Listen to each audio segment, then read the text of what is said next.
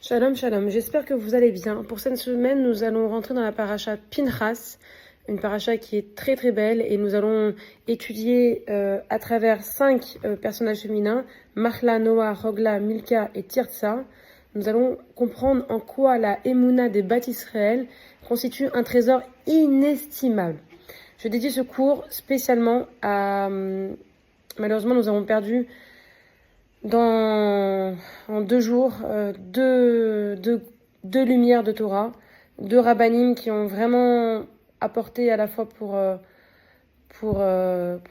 Israël, pour les juifs du monde entier, que ce soit pour Netanya ou que ce soit les juifs francophones, et qui ont permis beaucoup de teshuvot et beaucoup de retours à la Torah avec beaucoup de lumière, beaucoup de candeur, beaucoup d'humanité, de compréhension. Donc je dédie ce cours spécialement à l'Inu Nishmat Rav Amos Geta et Rav Ron Moshe Shaya Ben Haviva, que leur âme repose en paix et s'élève très haut dans les cieux. Je dédie ce cours à la Refoua Shelema de Baruch Yoel Shimon Israël Ben Pnina, Hubert Avram Ben Esther, Félix Reim Ben Lem, Sylvain Yoshua Ben Julie, Bouli Avram Ben Rosa, Yosef Bachana, Chai Ben Raphaël Yehuda, Eliaou Ben Sultana, David Ben Rachel, ainsi que Fortuné Bat Ramsa, Shoshana Bat Oreida, Simcha Bat Rana, Luna Bat Simcha, Vered Bat Shoshana, Shaga Bat Esther, Simcha Bat Rachel, Viviane Bat Emma, Simone Esther Lévi, Rachel Bat Yilbi, Eliana Bat Simi. D'excellents Liyadim pour Sarah Simcha Bracha Bat Rachel, Elodie Bat Isabelle Dvora, de bonne délivrance pour Joyce Chaya Bat Kochava, Laura Myriam Bat Karine Ida, Laura Levana Malka Bat Chantal Aziza et Déborah Bat Myriam. Je dis aussi secours à de bons zivugim pour Ayala Bat Yadasa Bat Simcha, Vera Bat Shoshana, Anna Bat Sipora Rachel et Nana Bat Nathalie, et ainsi que les Nishmat. Donc bien sûr Rav Amos Geta, Rav Ron Moshe Chaya Ben Avivra, Aban Yeshe Yahu, Issar Dov Ben Shlomo, Eliaou Ben Mechia, Rav Yosef Alou Ben David, Gabriel Berda Ben Yehuda Verachel, Chaim Douya Bar Madeleine, Daniel Kayam, Avraham Ben David, Félix Bar Nissim Virginie, Aaron Shmuel Ben Shimon Vefreida, Shlomo Alevi, Sacha David Chaim Barud Vavraham, Yehuda Ben Mesaouda,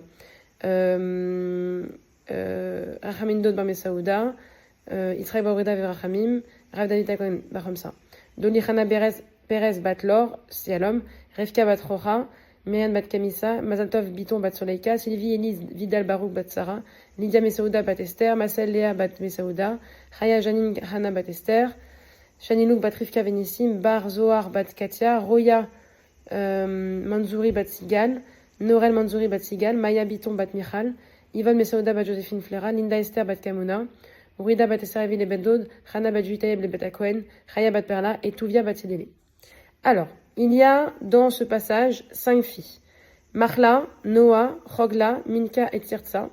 5 filles de Tselophrad dont Tselophrad est mort sans laisser de descendance masculine. Ce sont que des filles. Il est mort parce qu'il a transgressé le Shabbat et Akadosh Baruch Hu l'a puni. Selon les lois de l'héritage initial, donc avant qu'elle parle, seuls les héritiers mâles pouvaient revenir en possession d'une partie de la terre d'Israël. C'est-à-dire que si on gardait cette loi, ces 5 filles perdraient tout le patrimoine de leur père. Et elles se sont senties lésées.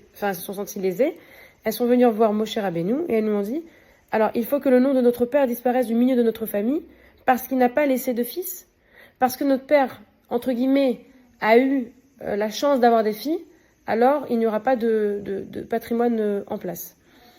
Donne-nous une priorité parmi les frères de notre père. Pourquoi ? Parce que là, vu qu'il n'y a pas des descendances masculines, ça serait les frères du père, donc les oncles, qui auraient. Et donc, en fait, la descendance par leur fille disparaît complètement.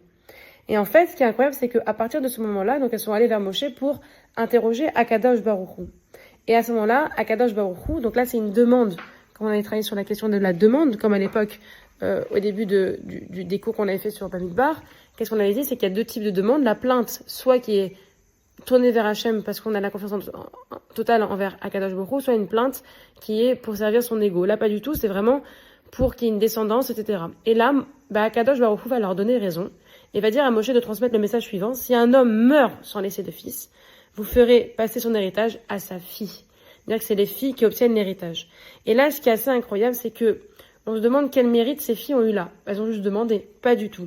C'est-à-dire qu'elles ont une très grande grandeur, c'est-à-dire que ici, les filles ont une émouna, elles ont cru en Hachem, elles ont parlé à Hachem, et ça a donné une façon inconditionnelle de pouvoir aimer et montrer que rien n'est impossible pour Akadosh Baruch Hu. En fait, ce qu'il faut savoir, c'est qu'à ce moment-là, rien ne les prédestinait à se marier. C'était des filles de 45 à 60 ans qui venaient de perdre leur père, qui n'avaient pas de patrimoine, qui n'avaient rien. Elles sont dans un âge tardif et il n'y a rien qui dirait qu'elles se marieraient.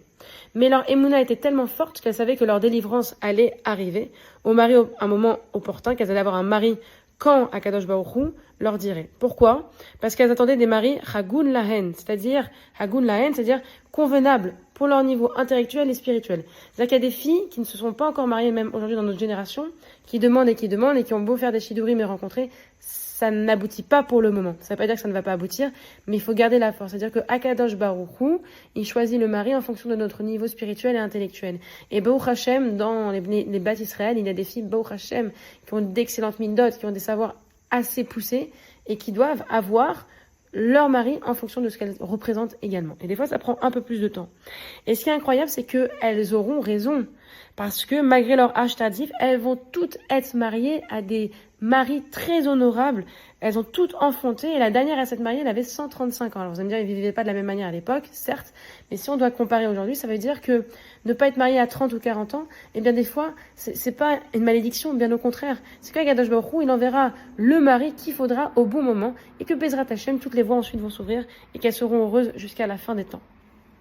Et donc, il faut savoir que ces filles sont présentées comme les descendantes de Yosef et c'est pas pour rien qu'on rallie ces filles à Yosef. Pourquoi? Parce que Yosef, c'est l'exemple de la Emouna.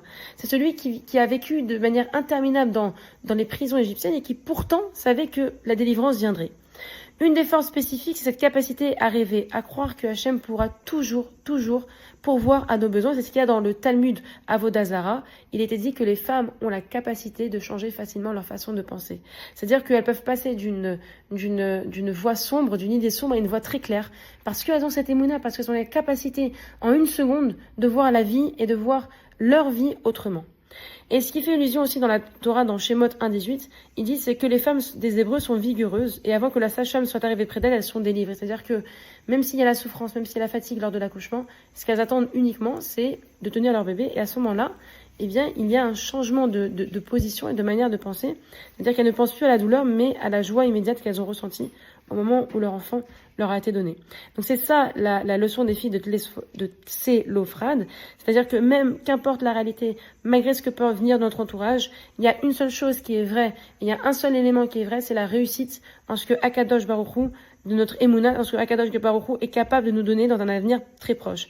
Et c'est par ce mérite d'une Emouna démesurée que nous trouverons toujours la quiétude, qu'Akadosh Baruch Hu nous enverra la bénédiction. Et c'est pour ça qu'il faut prier, mais prier sans tristesse. Prier avec la Emouna en disant, je sais Hachem que tu vas me délivrer, alors je continue de prier et voilà ma demande. Donc on est tout le mérite d'avoir toutes les délivrances Bezrat Hashem très rapidement, que nos anges nous protègent, que les âmes qui viennent de partir s'élèvent très très haut et qu'on ne soit que dans le bonheur. Je vous souhaite Shabbat Shalom, que des bonnes choses.